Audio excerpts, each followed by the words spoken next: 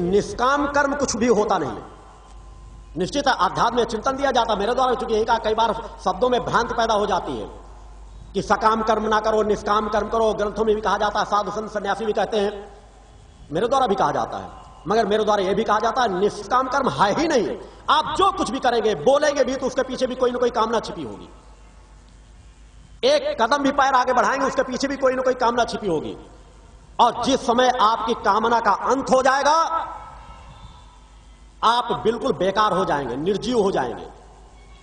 क्योंकि आप चल रहे हैं, बोले यहां भी चल करके आए हैं तो कोई ना कोई कामना लेकर के आए हैं।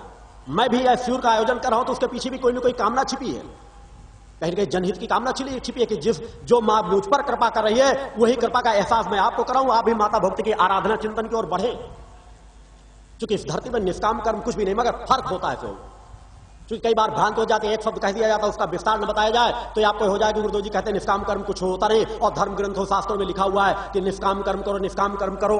भगवान कृष्ण कह गए कि निष्काम कर्म करो, तो भगवान कृष्ण क्या गलत थे? मैं कह रहा हूं भगवान कृष्ण गलत नहीं थे, मगर कई बार उन शब्दों का विस्तार समाज को नहीं अवगत हो पाता। कथावाच है तो नाना प्रकार के रास रंग की बातें कराते, बस साड़ी रंग के राधा का चिंतन आया, अरे गीत गाने लगे और खुद नाचने लग जाए। अरे नचाना तो अपने अंदर की चेतना को नचाओ, तृप्ति का एहसास करना तो उसको पचाने की क्रिया सीखो। नहीं, तुम में और शराबी में क्या फर्क रह गया? क्योंकि मनुष्य के अंदर भी दिव्य अलौकिक नशा छिपा पड़ा है। उस नशे को यदि हजम कर सको, प्राणवायु की ऊर्जा को यदि हजम कर सको, तो वास्तव में तुम सिद्ध योगी हो।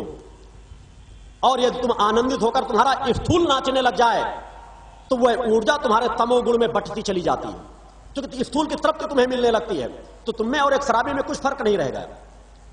शराबी भी बेसुध हो जाता है और तुम भी बेसुध हो जाते हो। तो स्थूल को लेकर बेसुध मत हो।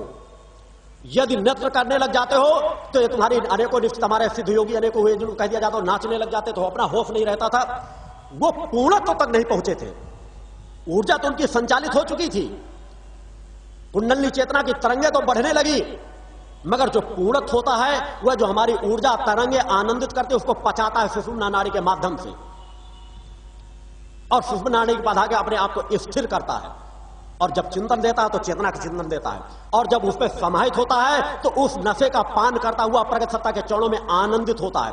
अंदर मन, चूंकि सूक्ष्म को आनंदित करो, जब तुम सूक्ष्म को और कारण शरीर को आनंदित करोगे, वही तुम्हारा सतोगुण तुम्हारे अंदर स्थूल को प्रभावित करेगा।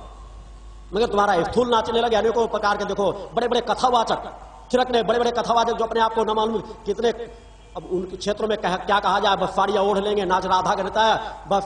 अगर राधा का नाम लोगी, अगर कोई नहीं नाचता तो राधा का भक्त ही नहीं है। हो सकता है कृष्ण और राधा का इतना प्रेम निकट संबंध ना रहा हो जितना वो कथावाचक संबंध बना डालते हैं। कृष्ण एक त्यागी पुरुष थे, वे राधा में क्या इतने लिप्त थे? लिप्त होते तो वहां से त्याग करके अपने कर्म क्षेत्र पर न बढ़ते। हमको उनके प्रेम प्रसंगों में ज्यादा उलझने की जरूरत नहीं है, उनके त्याग को समझने की जरूरत है कि राधा ने भी कृष्ण सतमार्ग में जिस मार्ग में बढ़ रहे, जिस लक्ष्य की पूर्ति के लिए आए थे, उस पूर्ति में कहीं बाधक न बने, कहीं बाधक नहीं बनी, उस वेदना तड़प को सह गई।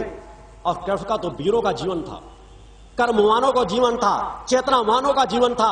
अगर चिंतन देना है तो चेतनावानों का चिंतन दो, गीता का उपदेश जन जन तक पहुंचाओ। कथाओं और कहानियों से समाज का हित नहीं होगा। पंच ज्योति शक्ति तीर्थ सिद्धाश्रम से प्रकाशित धर्म आध्यात्म के गूढ़ रहस्यों से भरपूर सिद्धाश्रम पत्रिका, जो आपको आध्यात्मिक आडंबरों से दूर रखते हुए पूर्णत्व प्रदान करने में पूर्ण सक्षम है, जिसे आप सदस्य बनकर अवश्य प्राप्त करें।